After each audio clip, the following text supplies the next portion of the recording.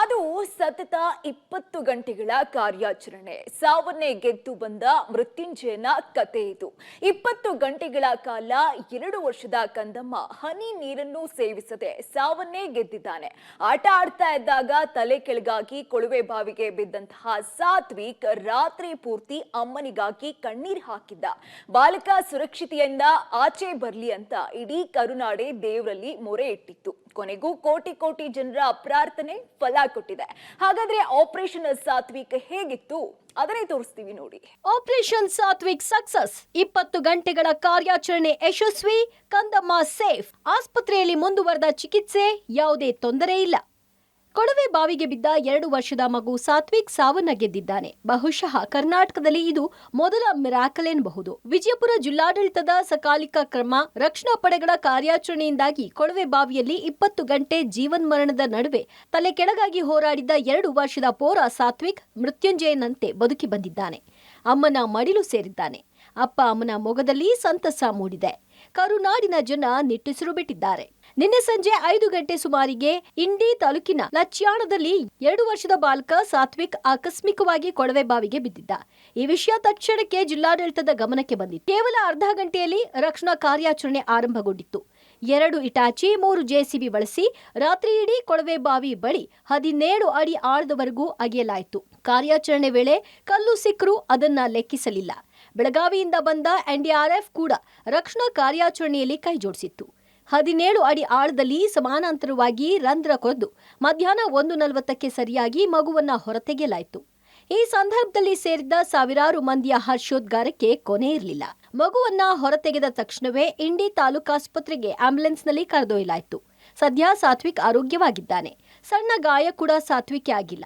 ಆದರೂ ಮುಂಜಾಗ್ರತಾ ಕ್ರಮವಾಗಿ ವಿಜಯಪುರ ಜಿಲ್ಲಾಸ್ಪತ್ರೆಗೆ ಶಿಫ್ಟ್ ಮಾಡಿ ಹಲವು ಪರೀಕ್ಷೆ ನಡೆಸಲಾಗಿದೆ. ಹಾರ್ಟ್ ಬೀಟ್, ಪಲ್ಸ್ ನಾರ್ಮಲ್ ಆಗಿದೆ.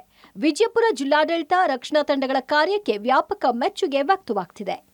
ಅರ್ಧ ಗಂಟೆ ಒಳಗಡೆ ನಮ್ಮ ಎಲ್ಲ health department staff with oxygen ಹೋಗಿ ಅಲ್ಲಿ ಅಷ್ಟೊತ್ತನದ್ರ DC ಸರ್ ಹೇಳಿ ಇದನ್ನು ತೆಗಿತಾ ಇದ್ರು. ಆ ಕೊಳವೆ ಮುಖಾಂತರ ನಾವು ಆಕ್ಸಿಜನ್ ಅನ್ನು ಕಂಟಿನ್ಯೂಸ್ ಆಗಿ ಬಿಟ್ಟಿವಿ. ಆ ಮಗುವಿಗೆ ಆಕ್ಸಿಜನ್ ಸಿಕ್ಕದ್ರಿಂದ ಜೀವಾಪಾಯಕ್ಕೆ ಏನೂ ಆಗಲಿಲ್ಲ. ಚೆಸ್ಟ್ ಕ್ಲಿಯರ್ ಇದೆ, ವಾಯ್ಸ್ ಬರ್ತಾ ಇದೆ, BP ನಾರ್ಮಲ್ ಇದೆ, ಪಲ್ಸ್ ನಾರ್ಮಲ್ ಇದೆ, ಟೆಂಪರೇಚರ್ ನಾನೇ ಮುತ್ತಿ ನೋಡಿದೀನಿ ನಾರ್ಮಲ್ ಇದೆ. ಮಗು ಅಳತಾ ಇದೆ ಅಂದ್ರೆ ನಾರ್ಮಲ್ ಆಗಿದೆ ಅಂತ. ಪೆಟ್ಟು ಎಲ್ಲಿ ಆಗಿಲ್ಲ, ಎಲ್ಲಿಯೂ ಗಾಯ ಅಂತಕ್ಕಂಥದ್ದು ತರ್ಚಿದ ಗಾಯನೂ ಆಗಿಲ್ಲ. CT ಸ್ಕ್ಯಾನ್ ನಾರ್ಮಲ್ ಬರ್ತಂದ್ರೆ ನಾಳೆ ನಾಡ್ದ ಅವ್ರ ಮನ್ಯಾಗ ಹುಡುಗ ಆಡ್ತಿರ್ತದೆ. 16 ಅಡಿಯಲ್ಲಿ ಸಾತ್ವಿಕ್ ಸಿಕ್ಕಿಕೊಂಡಿದ್ದ. ಹಾಗಾಗಿ 16 ಫೀಟ್ಗಿಂತ ಹೆಚ್ಚಿಗೆ ಅಗೆದು ಕಾರ್ಯಾಚರಣೆ ಮಾಡಿದ್ವಿ. ಸಾತ್ವಿಕ್ ಮೇಲೆತ್ತಲು ಆಗದ, ಕೆಳಗಡೆಯೂ ತೆಗೆಯಲಾಗದ ಸ್ಥಿತಿಯಲ್ಲಿ ಸಿಕ್ಕಿಕೊಂಡಿದ್ರಿಂದ ಸ್ವಲ್ಪ ತಡವಾಯಿತು. ಇದೇ ರೀತಿ ಬೆಂಬಲವಿದ್ರೆ ಏನಾದ್ರೂ ಮಾಡಬಹುದು. ಕಾರ್ಯಾಚರಣೆ ಯಶಸ್ಸಿಗೆ ಕಾರಣ ಅವನ ಧೈರ್ಯ. ನಮ್ಮದು ಕೇವಲ ಕೆಲಸ. ಭಗವಂತ ಇಂತಹ ಪ್ರಕರಣಗಳು ಆಗದಂತೆ ನೋಡಿಕೊಳ್ಳಿ ಅಂತ ಎನ್ಡಿಆರ್ಎಫ್ ತಂಡದ ಮುಖ್ಯಸ್ಥ ಮಾಧವ್ ಹೇಳಿದ್ದಾರೆ. 17.5 फीट की हाइट पे आके फंस गया.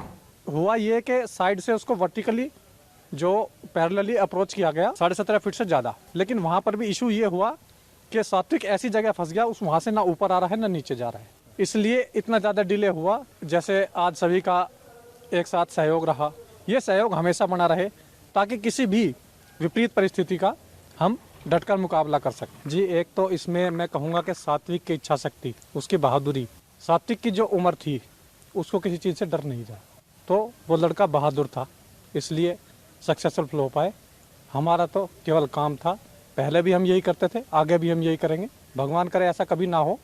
जब हो तो जैसे आज सात्विक को सकुशल निकाला, ऐसे सभी को सकुशल निकाल दिया जाए.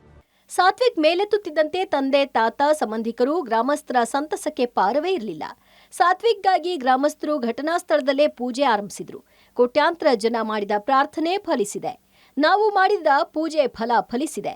ಅದಕ್ಕೆ ಸಾತ್ವಿಕ್ಗೆ ದೈವಸಿದ್ದಪ್ಪ ಮುತ್ಯಾನ ಅಂತ ಹೆಸರಿಡ್ತೀವಿ ಅಂತ ಕುಟುಂಬಸ್ಥರು ಹೇಳಿದ್ದಾರೆ. ಇದೇ ವೇಳೆ ಅವಿರತವಾಗಿ ಶ್ರಮಿಸಿದ ರಕ್ಷಣಾ ಸಿಬ್ಬಂದಿಗೆ ಧನ್ಯವಾದ ಹೇಳೋದನ್ನ ಮನೆಯವರು ಮರೆಯಲಿಲ್ಲ.